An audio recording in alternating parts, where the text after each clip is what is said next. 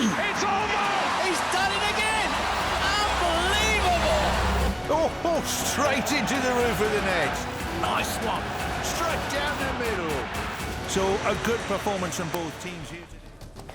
Hi, you're watching Firstpost. I'm Rupha Ramani. Let's get started.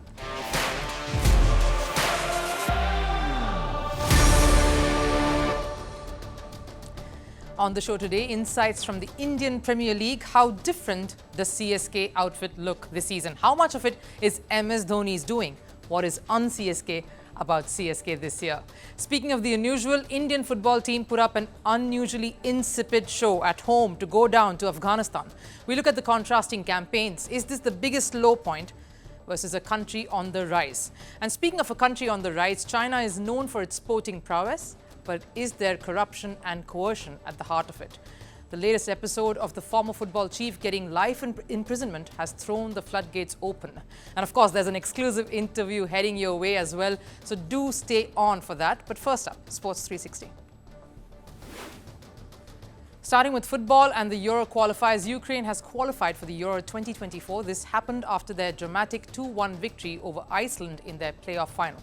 In addition to Ukraine, Poland beat Wales 4-5 on penalties, and Georgia too resorted to penalties to beat Greece 4-2.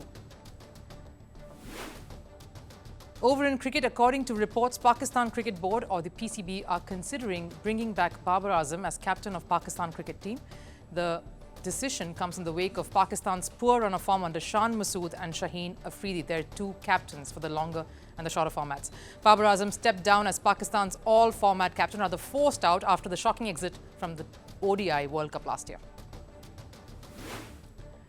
And speaking of comebacks, Shakib Al Hasan is back in the Bangladesh squad for their second test against Australia. Bangladesh, remember, lost the first one by 328 runs. The all-rounder was certified fit after recovering from an eye problem. Shakib has been out of the national team since 2023 ODI World Cup in India. He even fought the elections during that time away from cricket. Over in tennis, men's world number 2 Carlos Alcaraz's winning run continued at the Miami Open. The Spaniard reached the quarterfinals of the tournament. Alcaraz crushed 23rd seed Lorenzo Musetti 6-3, 6-3. He will next meet Grigor Dimitrov in the quarterfinals. And badminton, Indian shuttlers Trisa Jolly and Gayatri Gopichand got eliminated at the Madrid, Spain Masters. They suffered an 18-21, 22-20, 18-21 loss in the first round of the women's doubles category. Their closely contested encounter versus Annie Zhu and Kerry Zhu lasted for 61 minutes.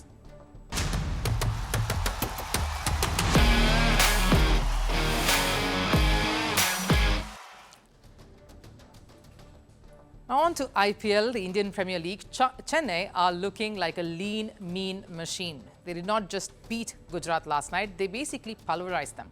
There are a few observations from that game that I'd want to bring out here. To set all of this up though, we have to speak about change. It's inevitable, but not the easiest to handle or negotiate. Chennai and captaincy has always had just one name attached to it.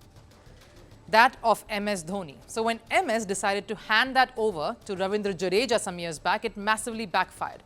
Few things that possibly affected that. One, the handover happened in the middle of the season. So basically the sync was all off. And it was with a set of players who have only known to follow the MS way of things, the MS leadership.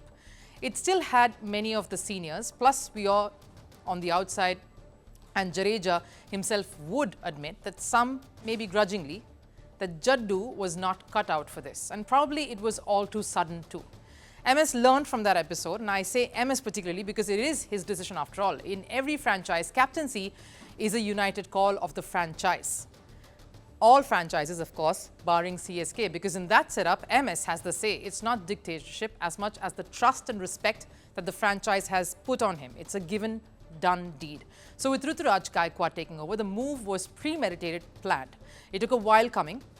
There was a proper mentorship in place, not just because of the bust-up that the Jaddu captaincy handover was, but also because MS is MS. The franchise, this team, it's his baby. And when he's giving that ownership up, it will have to be in the way now that he knows there will be little chance for anything to go wrong. So who is the real captain? Now, I've spoken to a few around the team, a few key observers in the setup and outside too. And many say that Rituraj is learning and getting there, and somehow MSD for now is giving him that freedom. However, it is MS, and when he's around, there is no doubt that he's the true leader. As Deepak Chahar, of course, aptly said in an interview and asked who he looks to between deliveries for field changes or otherwise, and he says earlier it was only MS, but now he has to see both Rituraj and MSD. So MS cannot stop being captain even if he wished to. Some of the former CSK players who've, of course, turned commentators now also said quite cheekily that how can MS not be taking the shots or calling the shots here behind closed doors? The larger plan is his. But maybe this season is as much as it is about Rituraj learning the ropes as it is also about MS trying to let go, because that is tough. It is tough for anyone with the legacy to leave behind and tougher for someone of MS's nature. Here's the other thing that was new. CSK bowled 18 overs of pace. Pace bowling at the Chepauk for the very first time, 18 overs. 4 pacers in the ranks, in the ranks of Deepak Chahar, Tushar Deshpande, Mustafizur Rahman and a fit Matisha Patirana, and of course, Daryl Mitchell, who came in to bowl a couple. Ravindra Jadeja, the only proper spinner in the ranks, bowled only 2 overs. The most shocking un-CSK-like thing, which is pretty much the theme to the season. CSK like you have not seen them before. No MS at toss, no spin trio at Chepauk, troubling the batters. And here's the thing, despite 18 overs of pace, more than the number of overs of pace that Gujarat bowled, Gujarat still managed to get fined for slow over rate. And how did Chennai manage to evade that? You had to see it to believe it. After every over, every single person on the field, without confusion or being prodded or ordered, went and ran to their marks, to their positions, and got ready for the next over within 25 seconds. It happened like clockwork, like it was discussed and planned. A side that is completely transformed. From that daddy's army that won them a 2018 comeback edition to a young brigade led by Shivam Dubey, Rachin Ravindra, Samir Manik Rizvi, who thumps Rashid Khan with a 6 of the very first delivery he faces in international cricket, and of course a young pace bowling unit. Barring a few seniors in Ajinkya Rahane, of course Ravindra Jadeja himself and MSD, this young CSK side with a young captain at the helm is a completely new look 11. It is so un-CSK and yet it works. And here's the thing, it's all great when the team is winning and all going according to plan, but sport is not like that. It's unpredictable, it's reactive. It's so much about the uncontrollables, the opponents. So the real question is, how will it be if and when the losses come? And they will come in a tournament as long as the IPL. Will the cool and calm remain, or will that lead to some unrest? Speaking of unrest, let's preview the big one coming tonight, Hyderabad versus Mumbai. Both teams lost their matches to tight finishes. Hyderabad to Kolkata and Mumbai to Gujarat. But the big talking point remains Hardik Pandya. Hardik faced a massive backlash while captaining his new side against his old team in Ahmedabad, the city he belongs to. And that would have been difficult for anyone to face. The great thing, though, right after that loss was to see all the Mumbai Indian players, including Rohit Sharma and Hardik Pandya, come out and celebrate the festival of Holi together. Everyone was seen in great spirits, and that was good to see. The important thing is to move right on, and this game here in Hyderabad will be a new one. First of all, surprise, surprise, Hyderabad and home advantage has not been a thing. They've lost 7 of their 8 home games last season. For Mumbai, Surya Kumar is still out and unavailable for the game. We won't see too many changes in both teams. My pick for the match for Hyderabad, I'm going to go with Aiden Markram. He's under the heat, he's facing the heat, and delivering at home would be the perfect way to kickstart his own campaign. For Mumbai, I'm tempted to persist with Ishan Kishan despite all that's going against him. But giving confidence to a player who is down is massive, and that can really result in the best outcome. But as an alternate, Tilak Verma. I give Mumbai the edge here. Sure, Hyderabad looked pretty good in the last game, and Mumbai has seen losing streaks at the start of their IPL campaigns, but this one is to get their new captain's campaign back on track, because the best moments happen when you're pushed to a corner. So maybe that's what Hardik Pandya will be telling himself. So translating that on the field is what we will hopefully see today. And of course, coming up right now is a very, very special interview. We spoke to AB de Villiers just a while back, the superstar in Royal Challengers Bengaluru outfit, and of course, a legend when it comes to Indian Premier League, when it comes to world cricket. He, of course, shed light on a lot of things about this particular season, what he sees different, the picks, and of course, he shares anecdotes from his relationship with Virat Kohli.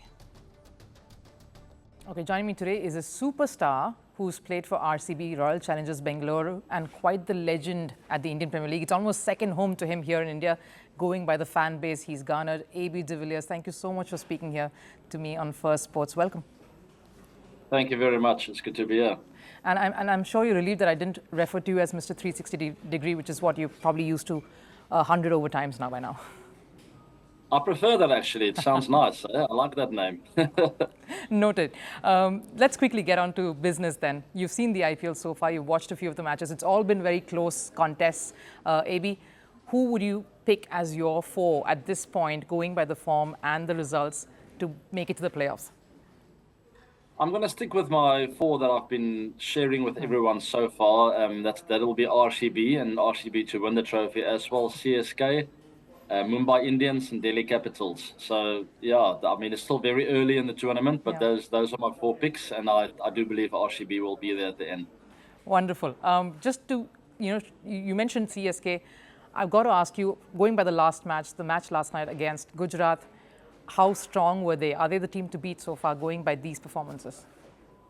Definitely. They look very clinical, especially at home. Let's keep in mind they have quite a few away games coming up, so we will see what they're all about as a team moving forward, I think, in the next week or two. But certainly at the Chepauk in Chennai, they are very difficult to beat. They've got a 72% win ratio over there. Yeah. And it's just really tough. They're clinical. They don't make a lot of mistakes. They're smart about their business. But we will test them, or not we will test them, they will be tested in the next few weeks away from home. Of course, you pick RCB. You're a true RCB in your heart. We know that, heart of hearts. What an amazing way they sort of, at least the first game against Chennai didn't go according to plan, but the second one, Virat Kohli, how good did he look out there?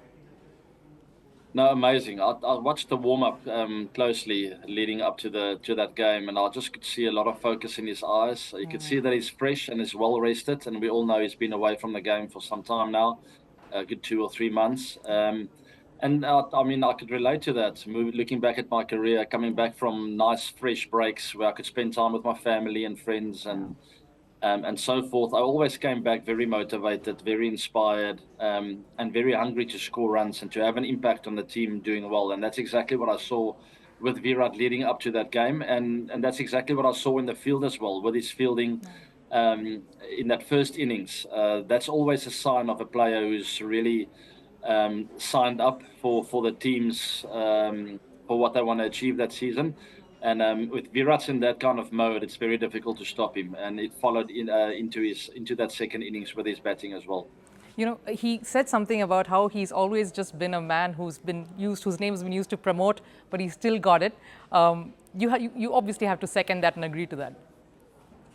No, definitely. I think it was a bit of tongue in the cheek from him, just sort of sending a message across to perhaps his fans, maybe the selectors, maybe the teammates in India, maybe some of his competitors. Like, I'm still around, I might be pushing on with my age, and maybe I was away for a few months, but don't forget about me. I still got it, and I did enjoy that. And there's no doubt, class is permanent, and we will see more of that class in the rest of this tournament. Just a few questions, and of course we'll let you go. One, we can't not ask you about your time in RCB yourself. If I got to ask you about the one moment where you probably all got very teary-eyed and the one moment where you were most happy, can you look back at that and would you be able to recollect that? That is difficult to say. There were lots of amazing moments and lots of not so amazing moments. I think the best example of that was probably our 2016 season, where we played some of the best cricket of our lives, but also losing in that final. So we were so close as a team, but so much regret looking back as well, thinking like, things could have been different on that night. But still, I mean, I only have good things to look back on. And I think that 2016 season was probably the most enjoyable, where we felt closest as a team.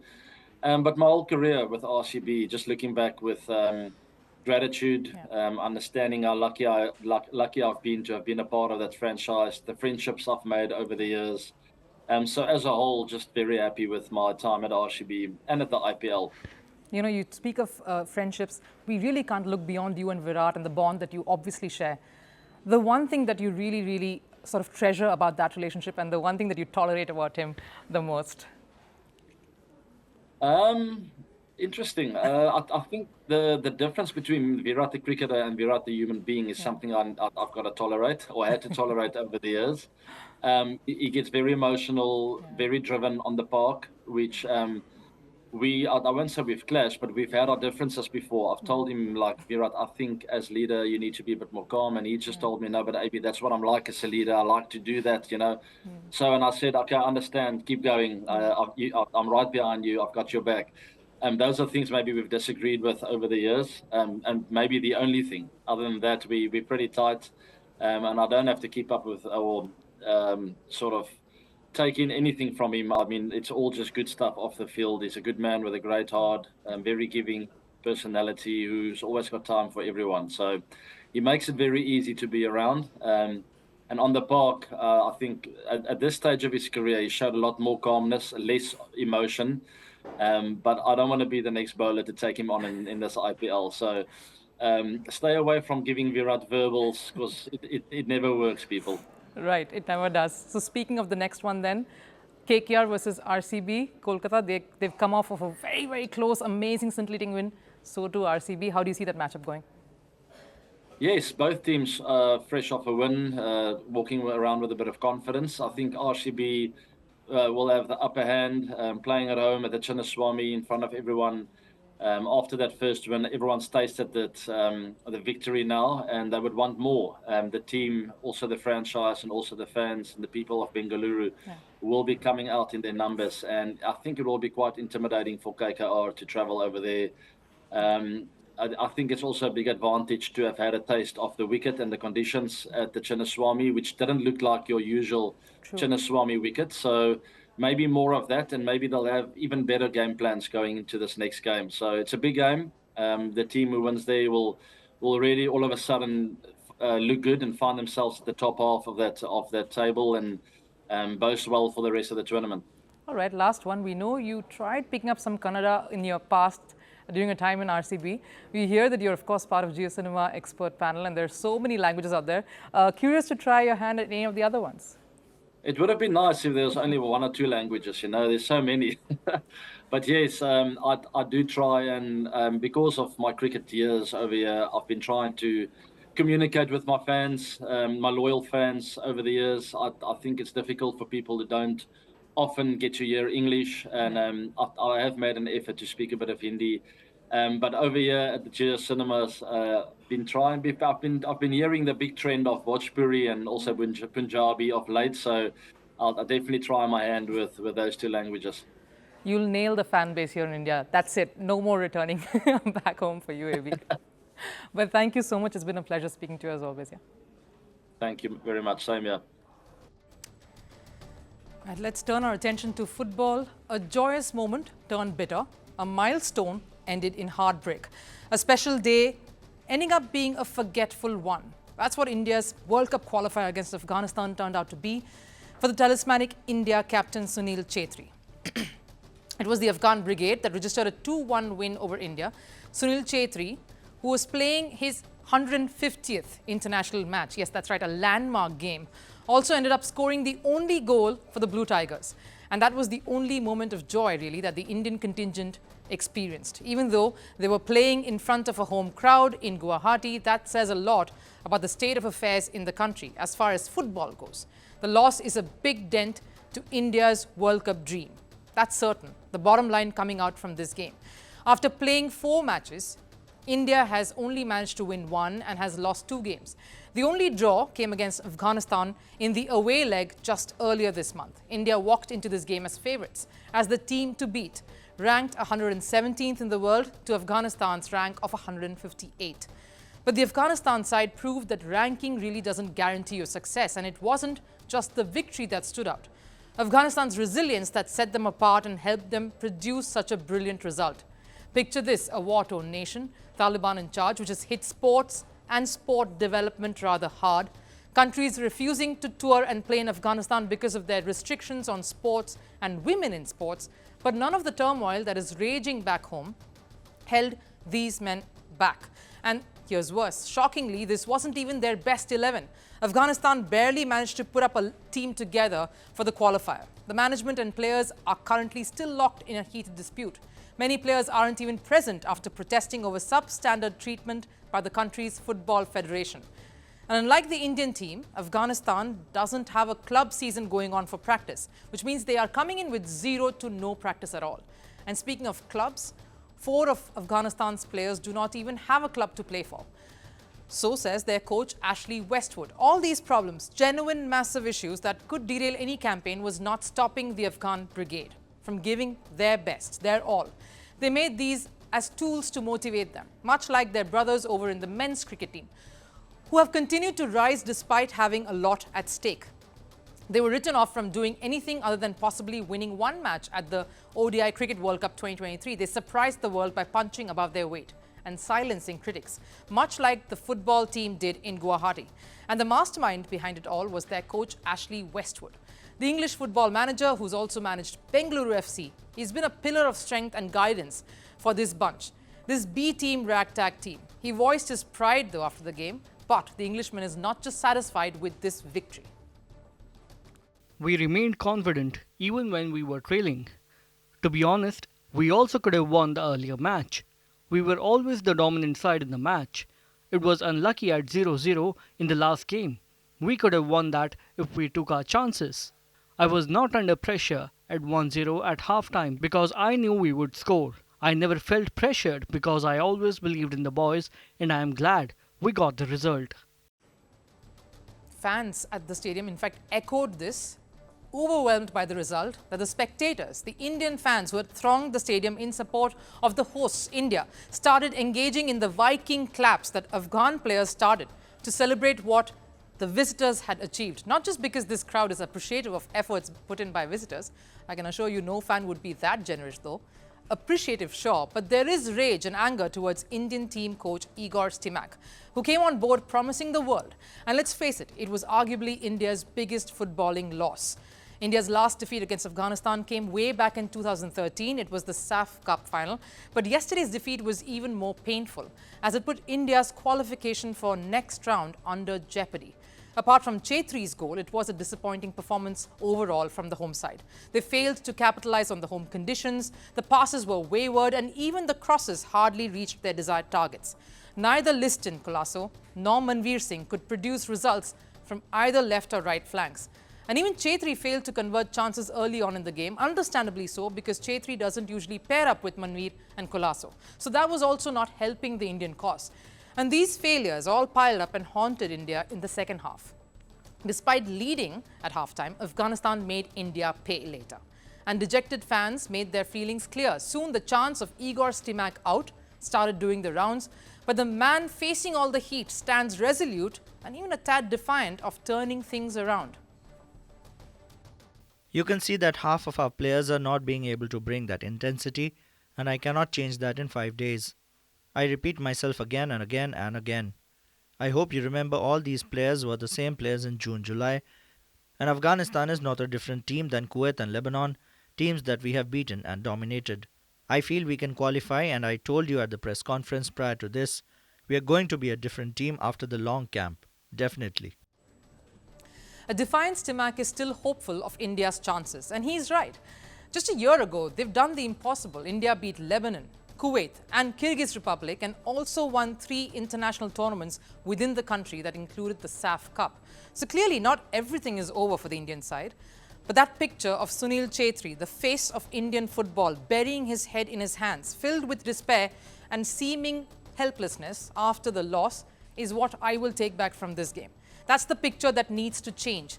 So the big question, can this Indian team really put this loss aside and bring back that intensity? Because there is still games left to be played. Kuwait is waiting in Kolkata, that is early next month, and Qatar, an away game in Doha in the middle of the month coming up.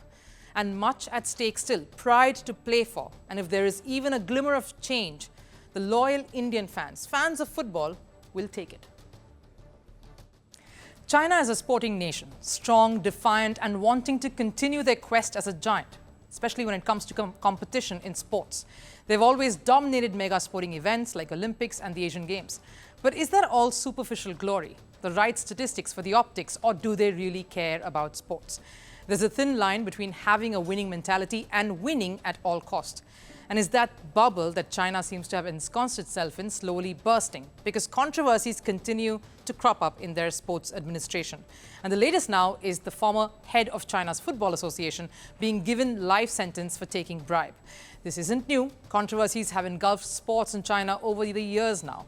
So behind this winning mentality, is there something more problematic in their sporting system and culture that could mar their growth and dominance as a sporting giant?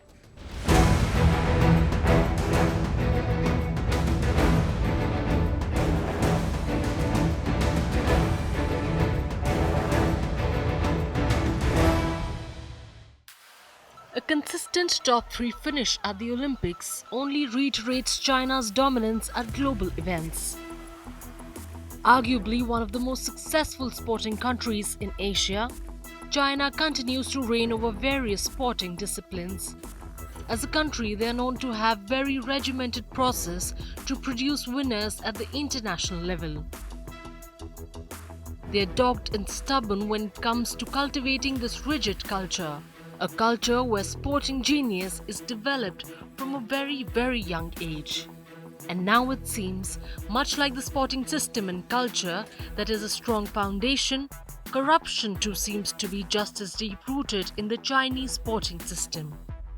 Or is it just a series of bizarre coincidences and incidents? Let's find out. The latest episode is that of former head of Football Association Chen Zhuyuan being handed life imprisonment for accepting bribes. Zhuyuan's sentence concludes a long-standing saga of corruption in football in the country. According to reports, Zhuyuan pocketed $10.6 million out of $11.2 million that was supposed to go towards the development of the sport. It is no surprise why China's national football team is struggling at the international stage. He in fact accepted the allegation on live TV, a practice introduced by President Xi Jinping. This isn't the first instance of such an occurrence. In 2012, another former CFA chairman, Ji Yalong, was sentenced to 10.5 years in prison for accepting bribes. And it isn't just the management that has been caught neck deep in corruption. This rot runs deep and goes back decades. From the period of 1999 to 2009, several match-fixing scandals had engulfed Chinese football. Right from their top division to the lower divisions. According to reports, the 10-year period saw several matches fixed. It supposedly started with a 1999 match between Chongqing Longjin and Shenyang Haishi. The game was the final round of China's top football division. Shenyang Haishi won the match 2-1 under suspicions of heavy match-fixing allegations. But it isn't just football that has affected China's sporting reputation and legacy. During the period of 1990 and 1998, Chinese swimmers were tested positive for using performance-enhancing drugs. This occurred during Asian Games in Hiroshima, the 1996 Olympics. And the suspicion grew after China's 12 gold medals in 1994 World Aquatic Championships. And not just few. About 28 athletes were caught in the act. Reports coming out spoke of Chinese athletes feeling the pressure to perform and be the best.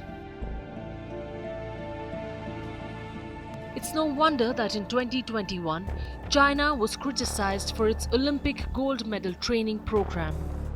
The country, in the name of laying the groundwork, was found forcing kids as young as 4 years old to train rigorously. And instead of making the kids fall in love with the sport, they were made to do intense training. So behind all the winning mentality seems to be a misplaced sense of drive to succeed at any cost. if not corruption, then coercion. And if not that, the country most recently was accused of cheating.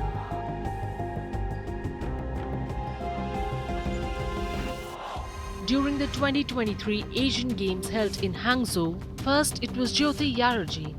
A Chinese athlete was allowed to continue despite a false start. And only after protests was the ruling changed and Jyoti was rightfully awarded silver.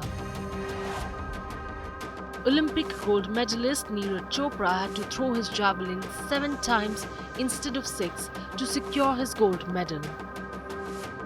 His first throw was wiped out due to a technical glitch as claimed by the referees. So a question arises. China may be successful in securing medals, but can they be deemed as a sporting powerhouse if underlying all that success is corruption and a system that does not care for the sanctity of the sport? Behind that mask of wanting to keep sports first is a string of controversies that say that the Chinese sporting legacy might just be a tarnished one. Time for last serve then. Britain's youngest Olympic medalist, Sky Brown, who won bronze at the age of 13 in Tokyo, is doing her skateboard tricks in an iconic London location. And assisting her are 2 vintage London buses. Take a look.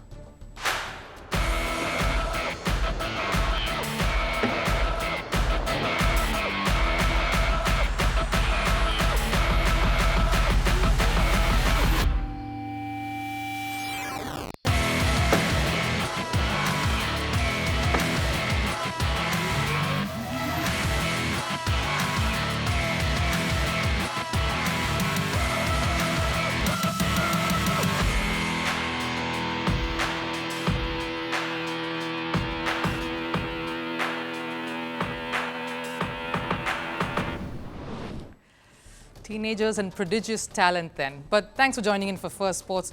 I'll see you again tomorrow. Till then, of course, take care and bye-bye.